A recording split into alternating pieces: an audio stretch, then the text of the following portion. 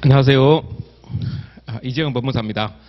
자, 오늘부터 이순환 진도별 모의고사여 가지고 계속 시험을 보게 돼서 좀 이렇게 힘든 과정인데요. 자, 이걸 이제 지금까지 그 과정을 계속 연장선상에서 계속 이제 반복하는 과정에서 좀 타이트하게 진행할 예정입니다.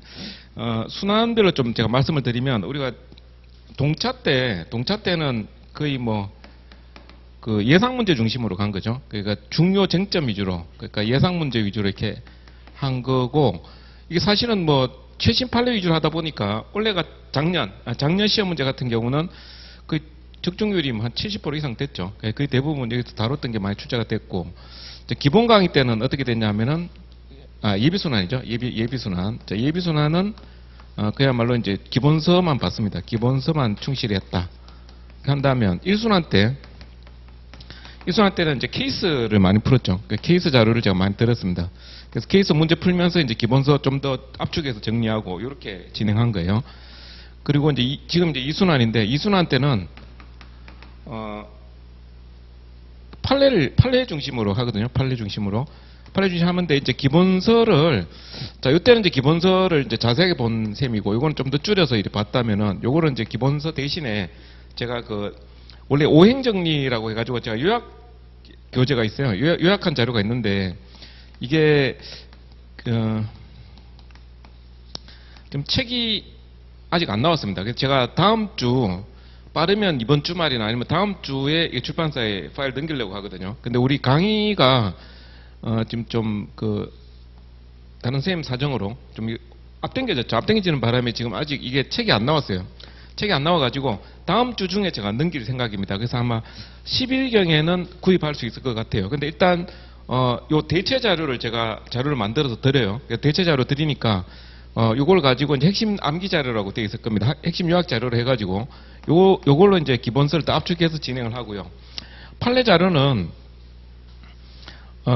제가 이제 최신 판례 위주로 이제 날짜별로 역순으로 해가지고 최신 판례 중에 이제 출제 가능한 부분을 좀 자세하게 판결 이유까지 해가지고 실제 시험 문제 출제할 수 있는 그 사실관계를 다 소개해가지고 약간 심화 학습할 수 있는 그런 판례 자료가 있고, 그다음 오늘 제가 드린 자료가 뭐냐면 이 OX 문제가 있을 겁니다. OX 문제. 자, 요거는 뭐냐면은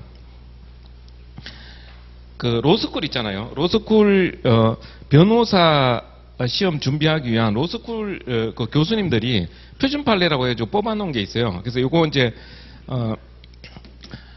아주 기초적인 판례니까 적어도 판례 숙지용으로 좀 연습해 보려고 일종의 보너스 자료로 제가 드린 겁니다. 이건 나중에 한번 풀어보시고, 이 중에는 이제 좀 객관식용 판례들도 있어요. 그래서 우리 시험하고 조금 안 맞는 내용들도 있긴 합니다. 그리고 교수님들 평석 달아놓은 것 중에 개인적인 주관적인 어떤 학설 이런 거 주장해 놓은 그런 부분도 있고 해가지고, 그런 부분을 좀 삭제를 했어요. 삭제를 하고 볼만하게 그냥 OX 문제만 간단하게 풀 수 있을 만큼 자료를 만들었으니까, 요걸 그냥 한번 연습상으로 그냥 풀어보시는 걸로 하세요. 그리고 지금 이순환 때는 제가 판례 위주로 진행한다 그랬는데, 요 요약 자료에 나와 있는 판례하고요. 그다음 OX 문제는 기본 판례로 되어 있습니다. 기본적인 판례. 그다음에 심화학습 판례는 이건 아마 내일부터 나갈 건데, 이거는 최신 판례 위주로 되어 있어요. 최신 판례.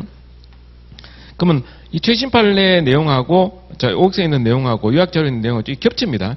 겹치는 이런 부분이 우리가 계속 이제 반복 학습이 되니까 반복 학습되는 그런 느낌으로 계속 반복하시고, 그리고 앞에서 우리가 기본서 봤던 거 있죠. 그 다음에 케이스 문제 풀던 거, 지금쯤 되면은 기본서 한 권하고 문제집, 그러니까 케이스 자료를 보든 뭐든 하여튼 케이스 정도를 한번 푸셨을 거예요. 그래서 요거는 계속 이제 같이 진행하셔야 됩니다. 저는 이제 요약 자료로 진도 나가면서 판례 나왔을 때 어떤 걸 키워드로 잡고 어떻게 외워서 써야 되느냐 이런 부분 이제 위주로 진행을 할 텐데, 요걸 이제 강의로 진행하면서 이런 내용들은 개인적으로 기존에 공부해왔던 거는 계속 반복하면서 이제 또 더 추가적으로 진행하는 거죠. 삼순환 이후는 그냥 이제 모의고사만 본다고 생각하시면 돼요. 여기는 새롭게 추가할 게 없습니다. 여기서부터는. 여기서 지금 더 추가한다 그러면은 사실 우리가 소화도 못하는 그런 부분이라는 거죠. 그러니까 3순환, 4순환 그 이후에 진행하는 거는 기존에 봤던 거를 계속 반복하면서, 혹시라도 6월이나 7월 달에 더 추가되는 판례가 있으면 추가 판례만, 최신 판례만 더 추가하는 정도, 요 정도고요. 기존에 봤던 게 계속 반복입니다. 그러니까 적어도 이제 2순환 끝날 때쯤이면은 자, 기본서, 케이스, 판례 이렇게 해가지고 뭐 어느 볼만한 건 다 정리가 돼야 돼요. 그러니까 지금 우리가 매일 모의고사를 보는데 모의고사 보는 것은 기존에 하던 걸 계속 연장선상에서 하는 거죠. 우리가 답안 작성 연습은 계속 유지가 돼야 되니까. 근데 조금은 이제 오늘은 뭐 예습 형태로 이렇게 출전했습니다만 될 수 있으면 제가 뭐 복습, 예습 이렇게 좀 한 반반 정도로 해가지고 좀 연습이 될 수 있게끔 이렇게 하겠습니다. 그래서 어쨌든 기존의 어떤 답안 작성 요령 계속 숙지하면서 지금 우리가 이순환을 통해 가지고 자 매일 와가지고 이제 문제 풀고요. 제가 강의 계획표상에 그 진도에 맞춰 가지고 일단 출제를 할 테니까. 근데 기본적으로 형법이라는 게 뭐 진도가 큰 의미는 없죠. 우리가 기본적으로 뭐 재산조 이런 거 내야 되니까. 그래서 근데 핵심 쟁점은 이제 총론, 오늘 같은 경우 이제 총론 쟁점을 해가지고 이런 식으로 출제할 테니까 꼭 시험 문제 풀어보시고요. 자, 이렇게 판례 잘 숙지해가지고 키워드 놓치지 않도록. 그리고 OX 문제는 우리 법무사 수험생들이 그 취약점이 있어요. 그러니까 판례를 제대로 기억을 못한다는 게 문제라는 거죠. 판례 숙지. 이게 제대로 안 돼 있으면은 뭐 모든 게 다 흐트러지는 그런 부분이 될 수 있다는 거죠. 그러니까 요 OX 문제를 꼭 풀어보시면서 적어도 결론 정도는 확실하게 좀 외워주실 필요성이 있습니다. 자, 예를 들어서 어떤 케이스가 있는데 말이죠. 이게 사기죄냐 절도죄냐가 만약에 애매하게 이렇게 뭐 문제가 된다고 가정했을 때 사기냐 절도냐 이렇게 문제된다는 거예요. 일단 했을 때 판례가 예를 들어서 사기라는 겁니다. 사기인데 내가 이걸 기억을 못해요. 기억을 못해갖고 이제 내 나름대로 그냥 이론적으로 풀어가지고 절도죄로 그냥 답을 써셨어요. 자, 이렇게 됐을 때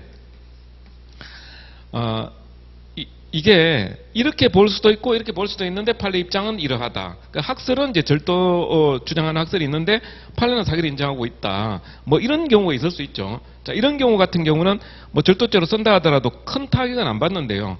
우리가 이제 판례 태도는 이러한데 만약 다른 결론으로 이게 판례 기억을 못하는 거죠. 기억을 못해가지고 다른 범죄로 갔을 때 이 논리 과정에서요 큰 오류가 있을 가능성이 상당히 농후해져요. 그러니까 단순히 어떤 학설 문제가 아니라 그냥 이 결론으로 도출하기 위한 그 과정에서 큰 오류가 있을 수가 있단 말이에요. 이렇게 되면 크게 감점될 수 있거든요. 여기서도 감점당하고 결론은 결론대로 감점당하고 이렇게 된단 말이에요. 그래서 기본적으로 형법을 잘 하시는 분들은 이렇게 케이스 딱 보면 예를 들어서 오늘 시험 문제 1번 딱 보면 그냥 대충 읽으면 그냥 이거 강도살인하고 현저운전 방해사죄 상납기 합은 바로 답 나오거든요. 2번 문제 같은 경우는 읽어보면 이거 결과지 가면 문제구나. 상해고의라면 상해치사죄 뭐 이런 식으로 아니면 살인고 있다면 살인죄 이런 식으로 바로 제명이 나온단 말이에요. 그 과정에 있는 것을 이제 우리가 하나씩 구수요건, 위협성, 책임의 순서대로 이제 검토해 주셔야 되는 부분인데 일단 답이 문제를 보고 나서 범죄명을 끄집어내야 되는데 죄명이 틀려버렸어요. 이렇게 돼버리면 과정에서 오류가 있을 가능성이 높다. 그렇게 되면 전체적으로 점수가 안 좋아질 수 있다는 겁니다. 그래서 제가 그 표준 판례에 드리는 것은 이런 뭐 기본적인 판례에 대해서 숙지가 좀 돼 있어야 되지 않나 하는 관점에서 지금 드리는 겁니다. 그리고 제가 그 표준 판례 자료는요 원래 인터넷상으로는 이 교재를 누구든지 다 다운받을 수 있도록 되어 있습니다. 그래서 이게 이북 형태로 되어 있거든요. 누구나 다 볼 수 있도록 되어 있어요. 검색하면 다 나옵니다. 네이버 검색. 근데 요 판례를 기반으로 해가지고 강사들이 뭐 책을 많이 만들고 있더라고요. 요즘 보니까. 그러니까 뭐 여기서 문제집도 만들고 뭐 판례 뭐 요점 정리 이런 식으로 만들고 해요. 근데 저는 이제 이 판례 나오자마자 바로 뭐 법무사 수험센터한테 그냥 OX 문제로 연습해가지고 판례 뭐 기본적인 결론 정도는 기억하자 이런 차원에서 만든 자료예요. 그래서 좀 연습용으로 보시고 기본적으로는 이제 여기 그 요약 자료하고요. 제가 만든 그 심화 학습 자료는 이건 그 최신 판례 위주로 되어 있는 거. 이거는 이제 출제 가능성이 좀 높은 부분 위주로 되어 있으니까 그걸 잘 보시고. 근데 아무리 이렇게 한다 하더라도 답안 작성률은 기본적으로 이렇게 계속 해오던 거는 반복하셔야 된다는 겁니다. 오늘 해설 자료에 답안 작성 요령에 대한 이야기가 뒷부분 좀 나오는데 제가 매회 그러니까 뭐 기본 강의 때 뭐 동차 예비순환 하면서 계속 말씀드렸던 내용이고요. 또 반복인데 먼저 그 모의고사 문제 풀면서요 이런 거 좀 설명드리고 진도 나가도록 하겠습니다. 그래서 기본서는 제가 따로 안 봅니다. 자, 개인적으로 여기 진도 맞춰가지고 따라오시기 바랍니다. 자, 오늘 자료 보시면 여기 핵심 정리해가지고요 일부 뭐 형법 총론 1페이지에 나오는 요 자료 있죠. 이게 바로 오행정리 대체하는 자료예요. 그래서 오행정리 책이 지금 안 나와있기 때문에 이걸 대체하는 자료이니까 이거 보시다가 나중에 오행정리 책 나오면 그걸 가지고 보시면 됩니다. 그러니까 실제 교재로 나오면 좀 더 양이 더 줄어져 있을 거예요. 그래서 제가 이 자료를 기반으로 해서 그 책을 만든 거거든요. 그러다 보니까 이 자료가 양이 조금 더 많습니다. 그런 관점에서 보시고, 자, 일단 문제 해설부터 보겠습니다. 자, 모의고사는 꼭 보셔야 됩니다. 모의고사를 안 보시면은 이거는 거의 뭐 시험 포기하는 거나 다를 바 없다. 제가 최근에 채점하면서 많이 느끼는 건데, 처음 쓰시는 분들은요, 필연적으로 실수를 할 수밖에 없는 것 같더라고요. 필연적으로 실수가 수반이 됩니다. 답안 작성해 보면. 근데 내가 답안 작성 연습 안 하고 열심히 공부해가지고 시험장에 가서 잘 쓰면 되지, 절대 안 됩니다, 그게. 그러니까 예전에 뭐 내가 이미 2차 시험을 많이 봐가지고 경험이 쌓여있다 하면 모르겠는데요. 그렇지 않고 내가 답안 작성 연습이 제대로 안 돼 있다 할 때는 꼭 쓰는 연습이 수반돼야 됩니다. 실수는 거의 필연적으로 발생을 합니다. 그리고 제가 이제 답안 작성 요령과 관련해서 제가 뭐 기본 강의할 때처럼 자세하게는 설명 안 드리는데, 일단 핵심적인 것 말씀드리고 갈게요. 자, 우리가 어떤 범죄를 묻는 문제에 대해서 답안을 작성한다고 할 때 일단 이 범죄 구성요건을 적어야 되죠. 자, 구성요건, 자, 유법성, 책임, 이게 범죄 성립 요건 아닙니까? 자, 그런데 자, 구성요건이 인정이 돼야 유법성을 검토하는 거고요. 유법성이 인정이 돼야 책임을 검토하는, 이런 식으로 돼야 되죠. 그래서 이 세 가지 요건을 다 갖춰야 범죄가 성립하게 되는 거죠. 이거 모르는 사람 누가 있어요? 이거 틀린 사람 누가 있을까 싶죠? 이런 거 틀린 사람 누가 있을까 싶죠? 하지만 제가 진짜 채점해보면 이것조차도 지금 다 틀리시는 분들이 꽤 많다, 이런 이야기죠. 자, 뭔 이야기냐 하면, 자, 구성요건을 검토를 해가지고 구성요건이 인정이 안 됩니다. 자, 그러면 유법성 쓰면 안 되죠. 책임 쓰면 안 됩니다. 그렇죠? 그 스톱해야 된단 말이에요. 스톱해야 되는 거예요. 구성요건을 검토해가지고 구성요건 형성이 없다. 그러면 스톱이에요. 더 쓰면 안 돼. 더 쓰면 감점, 이렇게 되는 거예요. 자, 구성요건이 인정이 됐는데, 자, 유법성을 검토했더니 유법성이 조각이 된다. 자, 그러면 여기도 스톱이죠. 더 쓰면 안 되죠. 더 쓰면 안 됩니다. 무죄예요. 무죄. 자, 만약에 구성요건이 인정이 되고 유법성이 인정이 되는데 책임이 부정이 돼요. 그러면 이것도 스톱이죠. 더 쓰면 안 되죠. 이거 형법 공부 처음 할 때 하는 이야기 아닙니까? 형법 공부 처음 할 때 누구나 다 하는 거잖아요. 이거는 기본 중에 기본이거든요. 이거 틀리면 어떻게 되겠어요? 이거 틀리면 무슨 얼마 감점이 될지는 상상이 안 간다, 이런 이야기죠. 근데 이렇게 이야기를 하면 이건 모를 사람 없는데, 막상 답안 쓰실 때 본인은 그렇게 써요.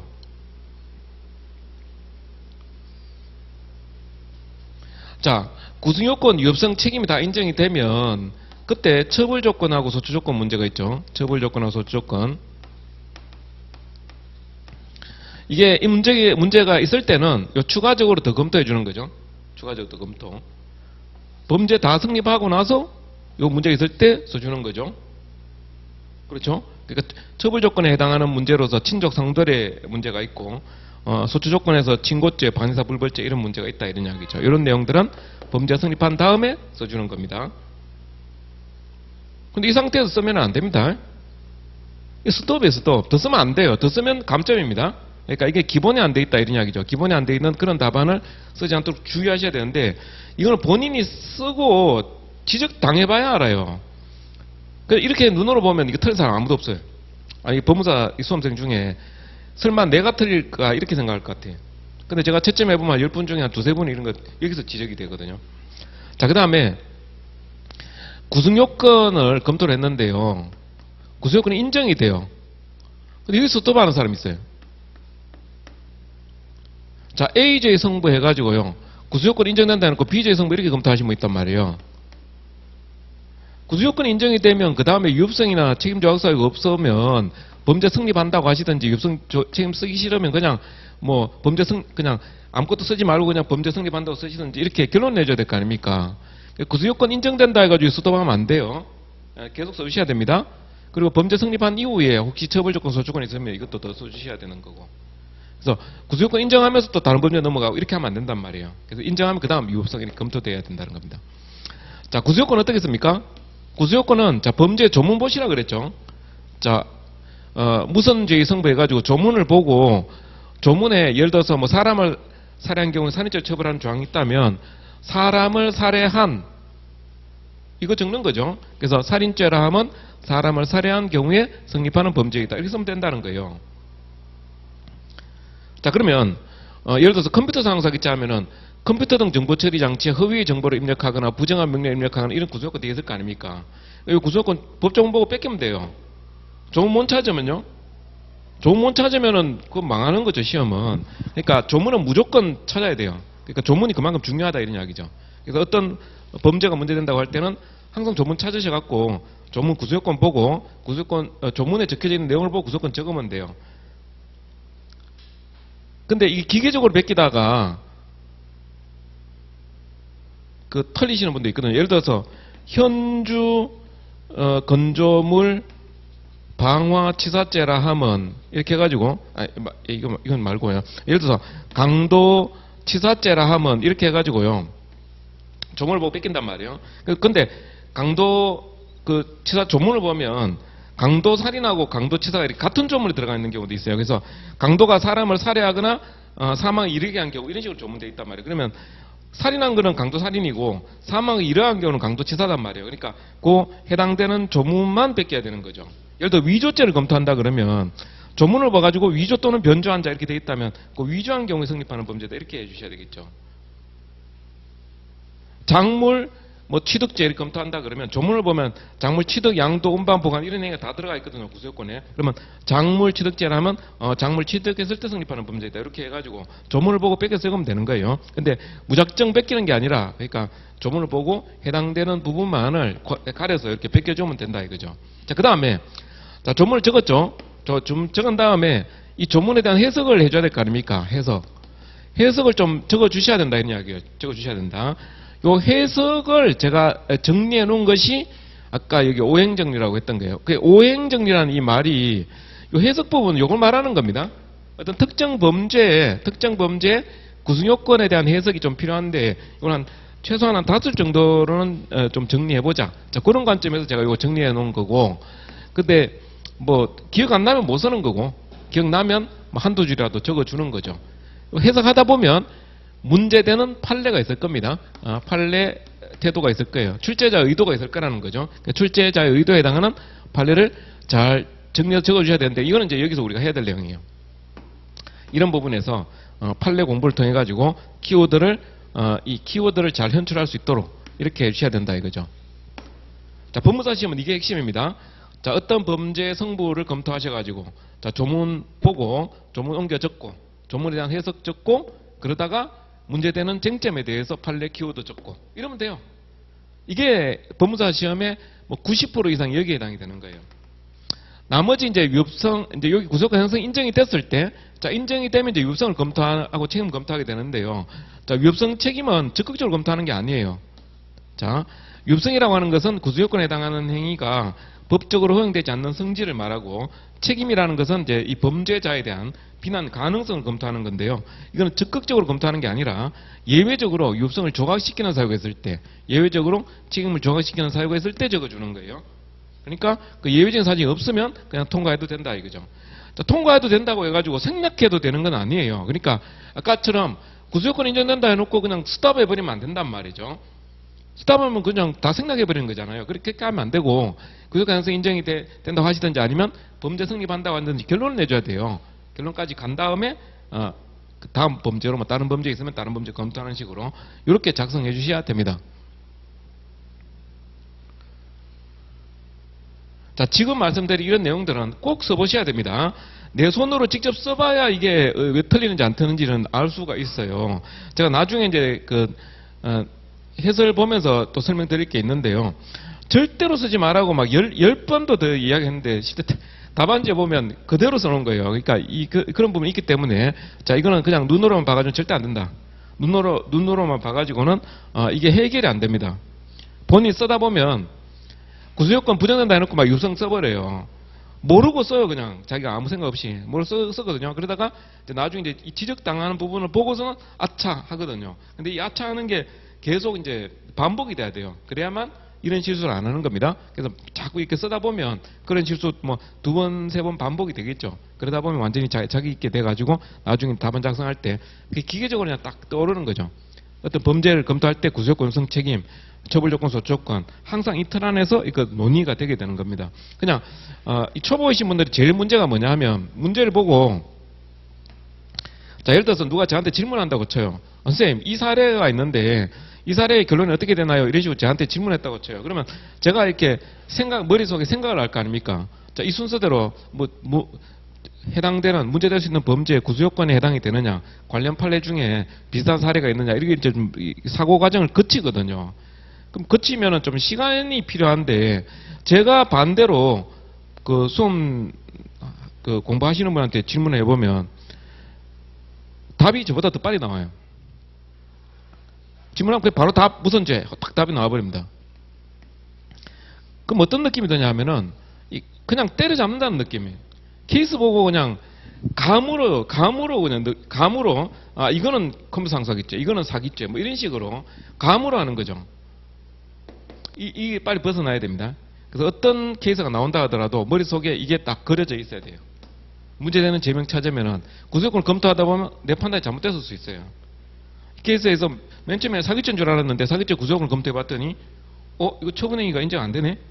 절도죄 검토하려고 한참 쓰다 보니까 가만히 있자. 절도죄는 타인점유의 죄물인데 이거 타인점유가 아니네? 이렇게 돼버릴 수 있단 말이에요. 그러면은 다시 보셔야 되는 거죠. 그러니까 이 구속요건에 대한 검토 이게 가장 핵심이다라는 거죠. 나머지 부분은 법무사님 잘 안 나오죠 사실은. 요성 책임은 법무사님 잘 출제되지도 않고요. 이게 한 10년에 한 번 정도 나옵니다. 이게 10년에 한 번 정도. 우리 잊혀질만 하면 한 번씩 출제를 하죠. 그러니까 법무사 수험생들이 이 부분에 좀 공부를 좀 안 한다 싶으면 가끔 이제 한 번씩 요순조항서 한번 내고 이렇게 한다는 말이죠. 근데 이거 그래도 봐야 될 부분이 있기 때문에 공부는 하셔야 됩니다. 자, 그 다음에 여러 명이 등장할 때는 항상 이제 갑도 등장하고 을일도 등장하는데 누구부터 먼저 쓸 것인가 정해야 돼요. 자, 이때 정범과 공범을 구별해야 되죠.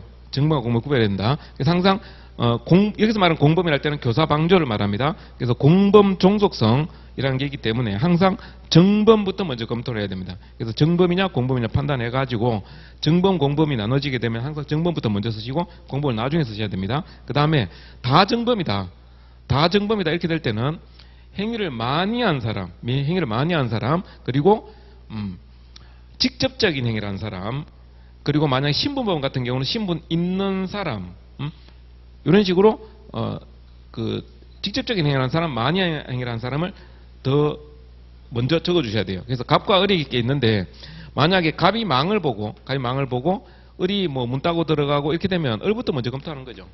그리고 을이 만약에 집 안에 들어갔다 누굴 때리고 뭐 상에 입히고 이렇게 되게 되면 이 사람부터 먼저 검토를 하게 됩니다. 그 다음에 갑을 검토하는 이런 식으로 생각하시면 되고요. 이 순서도 중요하게 되죠. 자, 그 다음에 맨 처음에 범죄명을 잘 찾으셔야 되죠. 그래서 제가 일문 같은 경우에 예를 들어서 강도살인죄하고 현주운전 방사죄 죄명 못 찾으면 뭐 그냥 꽝 아닙니까? 그렇죠? 죄명 틀려버리면은 안 된단 말이에요. 근데 이 죄명 찾는 방법은 항상 우리가 뭘 생각하셔야 되냐면 고의와 결과를 보고 판단하셔야 됩니다. 고의와 결과를. 그래서 강도살인의 고의가 있고 실제로 사망의 결과가 발생했느냐, 현주운전 방화의 고의가 있느냐, 근데 그 살인의 고의가 있느냐 이런 걸 이제 판단하고 죄명을 찾으셔야 된다는 거죠. 그래서 고의와 결과. 자, 우리 케이스를 읽을 때 고의를 놓치는 것은 정신줄을 놓는 것과 같다. 그래서 고의를 항상 잘 생각하셔야 됩니다. 고의를. 그러니까 고의에 대한 판단이 잘못돼 버리면 케이스를 제대로 판단할 수가 없게 돼 버려요. 그래서 고의를 항상 염두에 두고 문제를 읽으셔야 된다는 거죠. 자, 죄명 찾을 때 몇 가지 주의사항이 있죠. 친족관계 있는 거 잘 보시고, 친족관계. 그 다음에 시간 잘 보세요. 시간. 뭐 13시 30분, 뭐 이런 식이 되거나 1시 30분 뭐 이렇게 나왔을 때 이게 주간이냐 야간이냐 판단하는 거예요. 해 지고 난 다음에 해 뜨기 전까지가 야간이 됩니다. 이 시간 잘 보셔야 되고, 그 다음에 주거침입 문제. 어디 들어간다고 할 때 이 주거침입죄는 지금 필수적으로 검토해줘야 되는 범죄라는 거죠. 범죄를 범하러 어디 들어간다고 할 때. 그 다음에 위험한 물건을 휴대하는 경우, 자, 위험한 물건을 휴대하는 경우에 이 특수범죄가 되는 경우가 있어요. 특수범죄. 이게 이제 두 문자로 폭주, 강퇴, 체감, 공손협상이죠. 공손협상. 위험한 물건 휴대했을 때요. 그 다음에 공무집행 방해가 하나 되어 있습니다. 공무집행 방해. 이거 특수범죄가 되는 겁니다. 이거 강요죄입니다. 강요죄. 자, 흉기를 휴대했을 때 또 특수범죄가 되는 게 두 개가 있죠. 형법에서 절도하고 강도가 있습니다. 절도, 강도. 자, 폭주강퇴체감 공소협상 요 범죄는요. 요 범죄는 2인 이상이 공동하게 되면 2인 이상이 공동하여 죄를 범하게 되면 이거 폭처법에 따라 가중이 됩니다. 폭력행위 등 처벌에 관한 법률이 적용됩니다.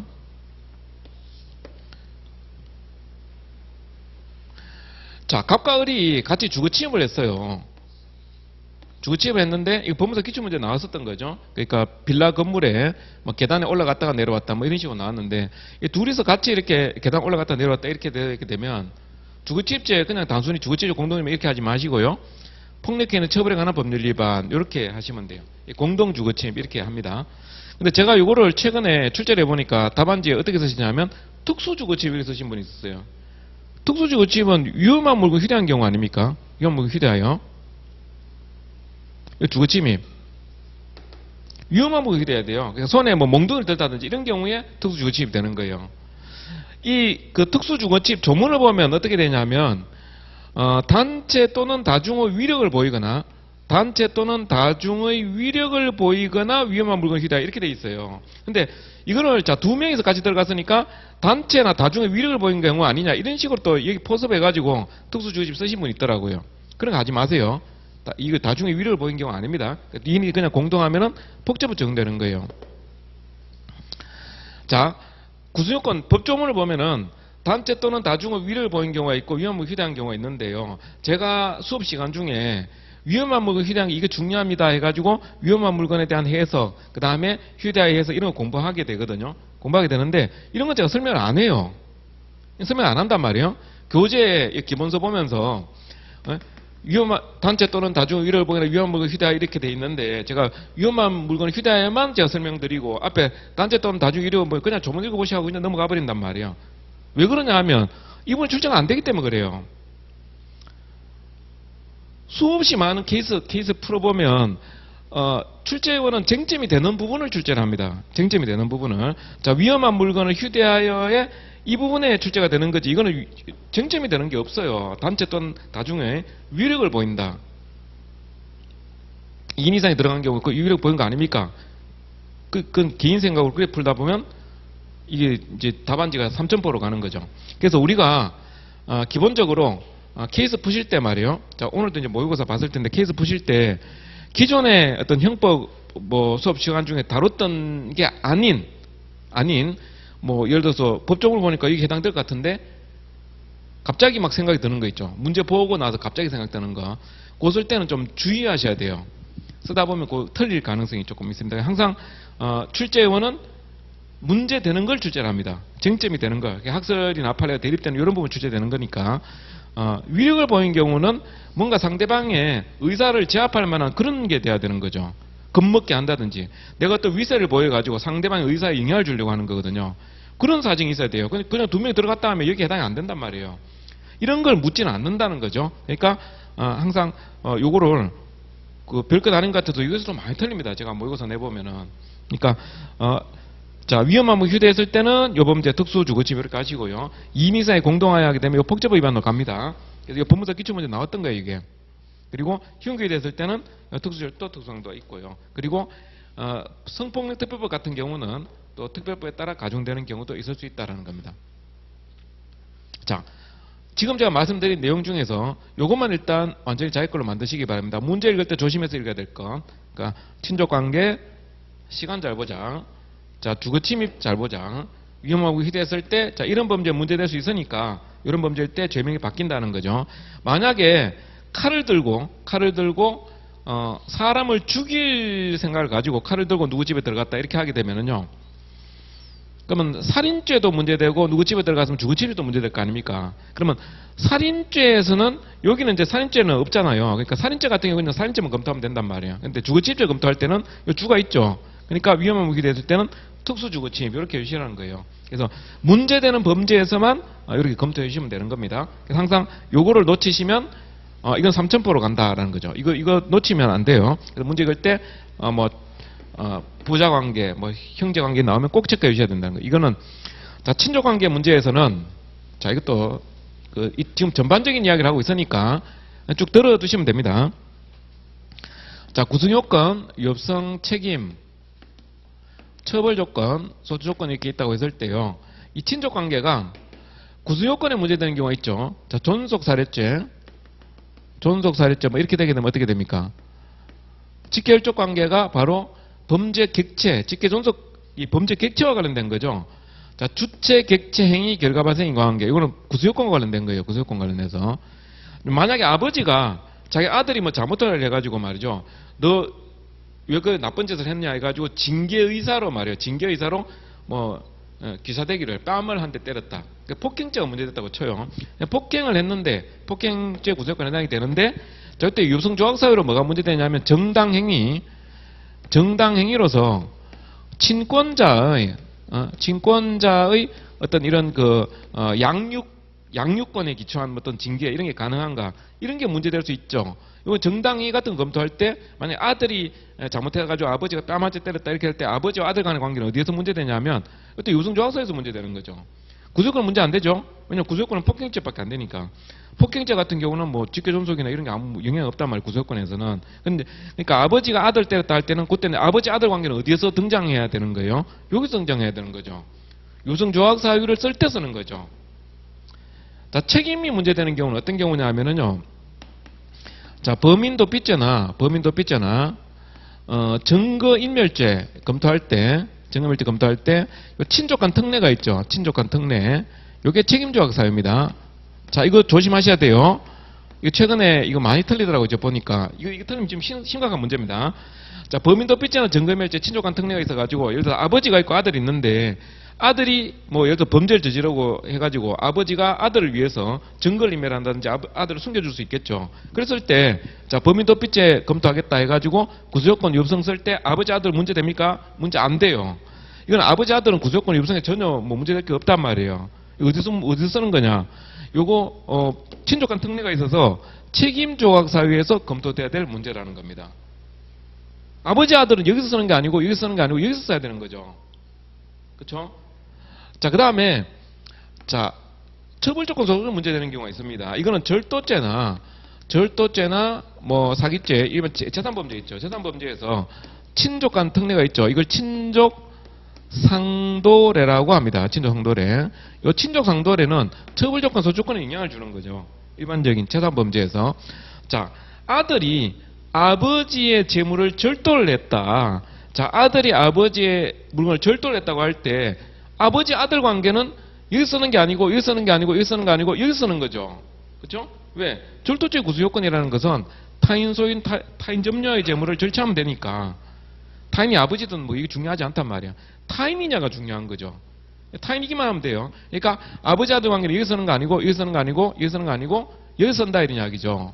여기서 그래서 아들이 아버지의 어떤 재물을 절도했다 하면 친족관계, 친족상도를 정해가지고 형이 면제가 되거나 처벌조건이 형 면제되는 경우가 있고 소추조건으로서 친고죄가 되는 경우가 있다는 거죠. 자, 출제요원이 문제에서 말이에요. 문제에서 아버지 아들 관계라든지 부부 관계 내는 것은 여기에 당하는 거냐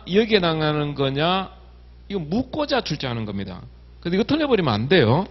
이거 틀리면 안 됩니다. 자, 그 다음에 우리가 이 부분에 대해서 최근에 이거 질문이 좀 많이 나오던데요. 자, 여기까지 써가지고 여기 범죄 성립한다. 구속권 유성 책임을 갖추면 범죄가 성립하게 되죠. 자, 성립한다 이렇게 됩니다. 성립한다 할 때, 자, 이렇게 친족 상도례에 해당되면 처벌을 면할 수 있게 되는 거잖아요. 그래서 만약에 요 처벌 조건에 해당해서 형 면제된다 그러면 성립하지만 처벌되지 않는다 이렇게 하셔야 되겠죠. 처벌되지 않는다. 성립하지만 처벌을 면한다. 이렇게 할 수 있는 거죠. 자, 여기에 해당되면 어떻게 될까요? 여기에 해당되면. 자, 범인도피죄나 증거밀죄를 검토를 해가지고요. 범인도피죄, 증거밀죄 검토해가지고 구속권 유효성 책임 단계에 가서 책임이 조각되네요. 자, 책임이 조각되면 이거 어떻게 된다고요? 책임 조각으로서 범죄는 무죄가 되죠. 무죄. 자, 성립하지 않는 겁니다. 이거는 성립 않는 거죠. 이거는 쓰면 안 되죠. 제가 책임 조각되면 스톱하라 그랬잖아요. 스톱. 이거는 친소가 흥달이라는 것도 없고요. 더 이상 쓸 것도 없어요. 항상 범죄 성립하지 않으면 스톱해야 됩니다. 이거 부정되면 스톱, 이거 부정되면 스톱, 이거 부정되면 스톱. 이렇게 더 이상 쓰면 안 된단 말이죠. 그 친족 간에 친족 잘 보고 이런 쟁점이 있을 수 있으니까 이 쟁점이 어디에 써야 될 내용인지 책임 단계에서 써야 되는 건지 이렇게 우리가 잘 판단하셔야 된다는 겁니다. 자, 그러니까 만약에 여기에 해당하는 문제가 추재됐다고 쳐요. 여기에 해당하는 문제가 추재됐다면 이게 무죄죠. 책임 조각되니까. 범죄 성립 요건이 세 가지 다 갖춰야 되잖아요. 여기에 해당되면 무죄가 된단 말이에요. 그러면 절대 범죄 성립한다고 쓰시면 안 되죠. 그렇죠? 범죄 성립하지 않는다 해야 되겠죠. 책임 조각돼서 무죄되고 그 다음에 처벌도 안 되죠. 이거 당연히. 처벌도 안 되죠. 그러니까 범죄 성립하지 않는다 하면 그냥 끝인 거죠. 범죄 성립하지 않으면 당연히 처벌도 안 하니까. 이런 표현을 쓸 필요 없다 이런 이야기죠. 근데 여기에 해당되면 어떻게 돼요? 범죄가 성립하는데도 불구하고 처벌 면하게 되니까 이거는 이제 이렇게 나누어서 둘을 나누어서 주는 거죠. 범죄 성립하지만 처벌을 면한다 이렇게. 그 처벌 조건에 문제가 되는 거니까. 근데 이거는 아예 책임이 조각되니까 처벌 안 되는 건 당연한 거 아닙니까? 그러니까 따로 이런 거 더 쓸 필요는 없다 이런 이야기죠. 그냥 무죄라고 하시면 되는 거죠. 그리고 이런 사유가 없을 때, 자, 처벌 조건, 소거 조건 문제가 없을 때, 예를 들어서 이제 답안지에 범죄 성립한다, 성립한다, 이 죄책을 진다, 죄책을 진다, 무슨 이런 죄로 처벌받아야 될 것이다, 처벌된다. 어떻게 쓰든 자기 마음대로 쓰면 돼요, 이거는. 이런 문제 안 될 때는 그냥 쓰면 됩니다. 이렇게 써야 됩니까? 이렇게 써야 이거 구별할 필요 없어요. 그냥 보통 그냥 쓰시면 되고 다만 이제 요 부분만 좀 조심하자 이거죠. 범죄 성립 하나 처벌되는데 요 부분만 좀 조심하시고 요거는 어떻게 한다 하더라도 범죄 성립한다라는 말은 쓰면 안 돼요. 이거는 성립한다는 말만 빼면은 처벌되지 않는다고 하든 무죄를 하든 뭘 써도 상관없어요. 근데 범죄 성립한다는 말 절대 쓰시면 안 됩니다. 책임 조각되니까. 그래서 우리가 범죄 성립 요건은 구속권 유성 책임이 갖춰야 된다는 거. 항상 그 틀 안에서 답안을 작성해 주셔야 됩니다. 머릿속에 이 틀이 있어야 돼요. 그래서 이제 이런 기초 지식을 가지고 제가 해설의 맨 뒤에 답안 작성 요령 나옵니다만 이런 내용들이 좀 서술이 돼 있어요. 그리고 다시 한 번 더 확인해 보시고 만약 기본 강의 일순환 다 했다 하더라도 다시 기억을 되살려 가면서 하나씩 하시면 됩니다. 자, 1번 문제 한번 보겠습니다. 자, 어른 혼자 살고 있는 A가 많은 돈을 가지고 있다는 것을 알고 갑에게 A의 집에 들어가서 물건을 훔쳐오라고 시켰습니다. 자, 훔쳐오라고 시켰다. 그럼 우리 보통 이제 이거 절도죄로 생각하겠네, 그죠? 절도죄의 교사, 이 정도는 우리가 떠올릴 수 있는 부분입니다. 근데 스토리상으로 이렇게 교사하는 얘기가 먼저 나오지만 항상 답안지는 누구부터요? 정범부터 먼저 적어주셔야 되는 거죠. 자, 갑은 어느 날 밤 체크해야 되겠네요. 밤 체크해야 됩니다. 이게 그러니까 오늘 이 문제를 읽을 때 밤에 체크가 안 돼 있다. 지금 이제 문제지에 보세요. 지금 내가 여기 연필이나 색연필 같은 걸로 밤에 체크가 돼 있는지 안 되는지 확인하시라는 겁니다. 이 깨끗하다 그러면은 순간적으로 놓칠 수가 있는 겁니다. 그래서 이런 건 이제 체크해 주셔야 되고요. 밤 이 집에 들어가서 체크해야 되겠네요. 아까 제가 체크하는 거 들어가서 주거침입죄 문제되니까 체크해 주시라는 거잖아요. 체크 안 하고 그냥 머릿속에서 써야지 하다가는 못 씁니다. 제가 이건 누누이 강조하는 내용들입니다. 문제 읽을 때 쟁점이 되는 것은 반드시 체크해 주셔야 한다. 나중에 답안 다 쓰고 난 다음에요. 혹시라도 내가 실수를 한 건 없을까 다시 한번 더 체크된 부분에 대해서 검토가 필요하다는 거죠. 훔칠 물건을 찾던 중 누구냐고 애가 깨어서 누구냐고 소리 지르자 그곳에 있던 몽둥이로, 자, 몽둥이 체크해야 됩니까? 당연히 체크해야 되겠죠.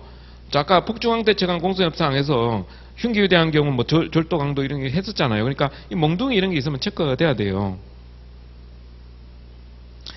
자, 그곳에 있던 몽둥이로 애를 때려서 기절시키고 애의 금고 속에 보관하고 있던 현금을 꺼내어 취득을 했다.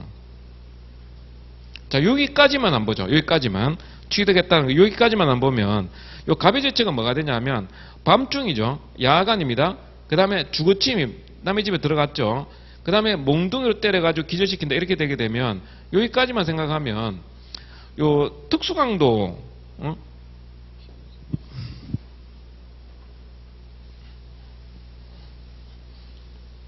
자, 특수강도가 야간 주거침입 강도가 특수강도고요. 그 다음에 흉기휴대 강도, 그 다음에 합동 강도, 이게 전부 특수 강도입니다. 이게 특수 강도 행위태양이거든요. 야간 주거침입 강도, 흉기휴대 강도, 합동 강도. 근데 이게 다 겹치면 어떻게 되냐? 합동하고 흉기 들고 야간에 주거침입 다 하면 이거 정해도 되고 이거 정해도 뭐 상관은 없어요. 근데 어쨌든 본 사안의 경우는 야간 주거침입 강도, 요 제가 하나 머릿속에 떠올라야 돼요. 요 범죄가. 또 하나를 우리가 뭘 생각해 볼 수 있냐면요. 이 준강도라는 문제 있거든요. 준강도. 준강도라는 범죄도 우리가 한번 떠올려 봐야 됩니다.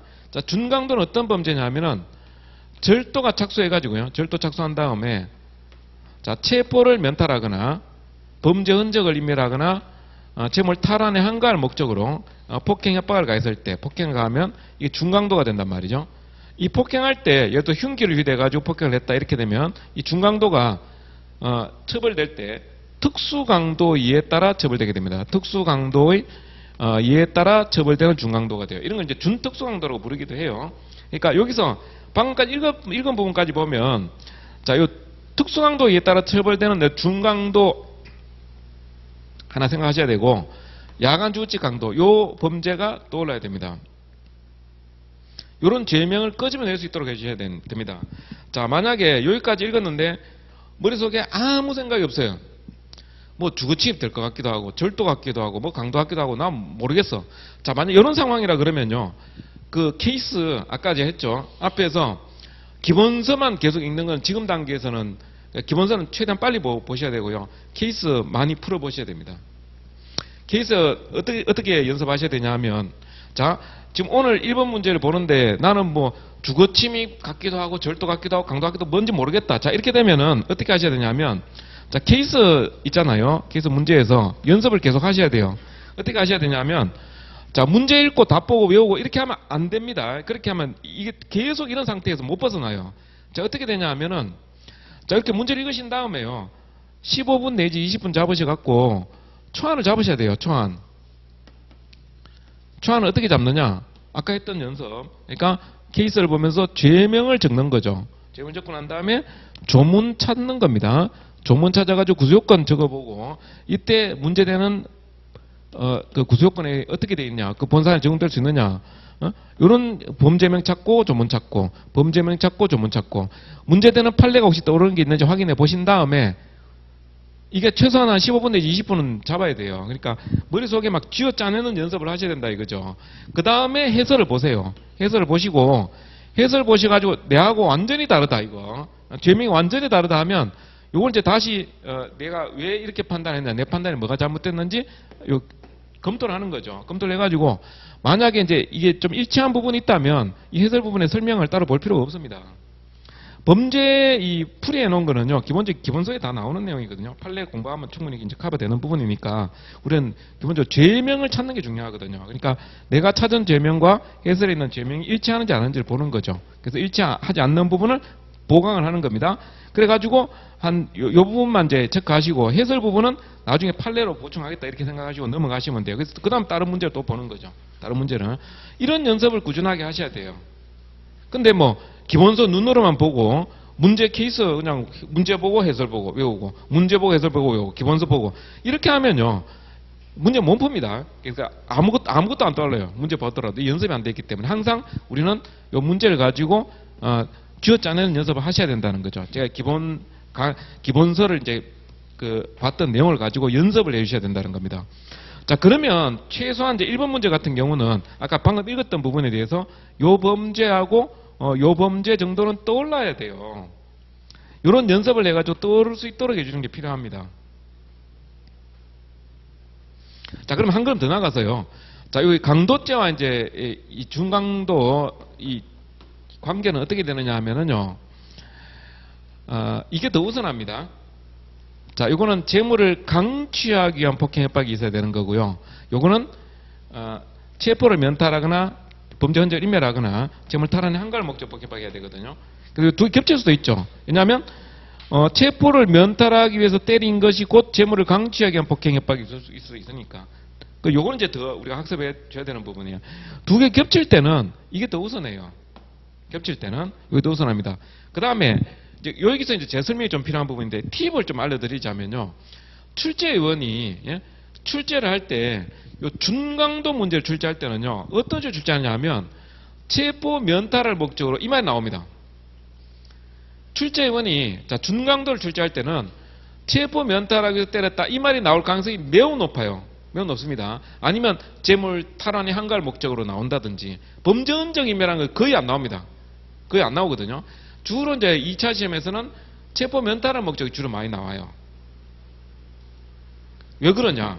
항상 제가 말씀드렸죠. 아까 그 2차 시험에서 주관식은 늘 내는 부분에서 내는 거예요. 그러니까 뭐 전혀 우리 학계에서 전혀 다루지도 않고 판례에서도 문제되지 않는 거를 그냥 지엽적인 걸 던지지 않는단 말이에요. 그러니까 항상 나오는데 나온단 말이에요. 그러니까 자, 준강도를 출제하고자 할 때는 체포 면탈하기 위해서 이런 말이 나오는 경우가 보통이다. 범죄 그 재물 탈환의 한가를 목적이거나. 근데 지금 보시면은 문제 읽어보세요. 이게 보면 체포 면탈의 목적 이 말 없죠.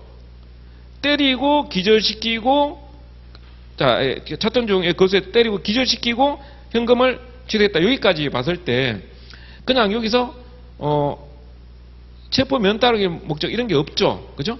없죠. 그러니까 이제 이거는 중강도냐 특수강도냐 이걸 수도 있고 이걸 수도 판단해 줘야 되는데 적어도 때려가지고 기절시키고 물건을 뺏어갔으니까 이거는 강취할 목적으로 폭행이 이루어졌다고 평가할 수 있다는 겁니다. 그러면은 자 준강도는 절도범이 체포 면탈 목적 폭행해야 되는데 만약에 강취할 목적 폭행 협박했다면 이거는 특수강도로 봐야 된다는 거죠. 그리고 만약에 특수강도를 본다면 지금 기절한 것까지는 이제 강도 원래 이제 상해라고 볼 수 있거든요. 근데 이 상해 부분은 요 뒤에 스토리가 더 연결되니까 일단 적어도 자 여기까지 일단 강도죄 야간 주거치 강도 특수강도의 재물을 이제 강취했으니까 기수에 해당이 된다고 볼 수가 있다는 겁니다. 근데 좀 더 보셔야 되죠. 근데 자 그래서 이제 강도죄에 해당된다는 생각해 보시고요. 물론 특수강도입니다. 자, A 금고 속에 있던 보관했던 현금을 꺼내 취득한 다음에 자 기절한 A를 이불로 뒤집어 씌우고 이불에 방화를 합니다. 자 사람을 이불로 뒤집어 씌우고 방화를 해버리면 어떻게 돼요? 이 살인의 고의가 있죠. 그죠? 살인의 고의가 있는 경우입니다. 그래서 강도가 강도에 의해 살인하게 되면 강도 살인죄라는 범죄가 나오는 거예요. 이 범죄가 이제 도출이 돼야 되는 겁니다. 그래서 현금을 그 다음에 방화함으로써 A를 사망에 이르게 했다는 겁니다. 이때 살인의 고의가 있는지 보셔야 돼요. 근데 적어도 사람을 갖다 이불로 뒤집으시고 불질렀다 그러면 이건 살인의 고의가 충분히 인정될 수 있는 경우겠죠. 그래서 강도치사가 아니라 강도살인죄 이런 식으로 이제 죄명이 하나 나오고요. 그 다음에 이 지금 사람이 주거로 사용하는 건조물에 지금 불어지르기 때문에 현주건조물 방화죄 문제가 있단 말이에요. 그 현주건조물 방화죄 방화범해 가지고 사람을 사망에 이르게 하면 어떻게 됩니까? 현주건조물 방화치사죄라는 결과적 가중범이 있죠. 그래서 이 사망의 결과에 대해서 고의가 있으면 어떻게 되느냐? 이 현주건조물 방화치사죄도 이 소위 결과적 가중범 중에서 자, 이 부분에 지금 쉬는 시간이 좀 다가와가지고 제가 좀 다음 시간에 좀 더 설명드려야 될 것 같은데요. 자, 이 현주건조물 이 방화치사죄와 이런 범죄 하나 생각하셔야 되고요. 그 다음에 강도 살인죄 이런 범죄를 생각해야 된다는 거죠. 근데 아까 제가 강도 특수강도라고 그랬는데 왜 그냥 강도 살인을 하느냐? 요 강도 한자 할 때 강도는요 일반 강도, 특수강도, 중강도 다 포함하는 개념이에요. 그래서 요 강도 살인죄 이 조문 하나니까 강도 한자 조문 하나 하고 현주건조물 방화사죄 요런 범죄가 이제 떠올라야 된다는 겁니다. 그러면 요 현주건조물 방화사죄는 이 범죄는 구속요건이 어떻게 되냐면요. 자, 요 네 가지로 되어 있습니다. 1, 2, 3, 4. 자, 결과적 가중 성립요건 네 가지. 오늘 진도 범위에 들어가는 거죠. 고의의 기본범죄, 그 방황이 있어야 됩니다. 그 다음에 중앙결과 발생, 사망결과 발생해야 돼요. 그리고 방황이와 사망 사이 인과관계 있어야 됩니다. 오늘 전 진도 범위에 다 들어가는 거예요, 이게. 인과관계 있어야 되고, 그 다음에 중앙결과에 대한 과실, 이해경 가능성이 있어야 되죠. 예견 가능성이 있어야 됩니다. 자, 예견 가능성을 요구하는 건데 이거 과실과 동일한 개념이에요. 근데 자, 요 범죄는 현존의 방사죄라는 범죄는 요 치사 부분에 대해서 과실이 있을 때뿐만 아니라 고의가 있어도 돼요. 고의가 있어도 됩니다. 자, 그래서 살인의 고의로 불을 질러서 사람을 사망하게 한 경우에 살인의 고의가 있는 경우에도 현주운용 방사죄는 성립하게 됩니다. 자, 이런 범죄, 자, 중한 결과에 대해서 과실일 때도 고의가 있을 때 다 성립하는 범죄를 우리가 뭐라고 부르냐면 부진정 결과적 가중범이라고 부릅니다. 부진정 결과적 가중범. 그래서 본 사안의 경우에 요 부진정 결과적 가중범에 있어서 요 두 개 범죄 있죠. 두 개 범죄 죄수가 어떻게 되느냐. 요게 1번 문제 핵심이에요. 그러니까 요 1번 문제 핵심 쟁점은 현주의 방사죄와 강도산죄 죄수관계가 어떻게 되느냐. 이 범죄가 이 속에 포함시켜버리냐 아니냐 이런 걸 좀 써주셔야 되는 겁니다. 그래서 조금 쉬었다가 아직 더 설명돼야 될 부분이 있는데 좀 쉬었다가 보도록 하겠습니다.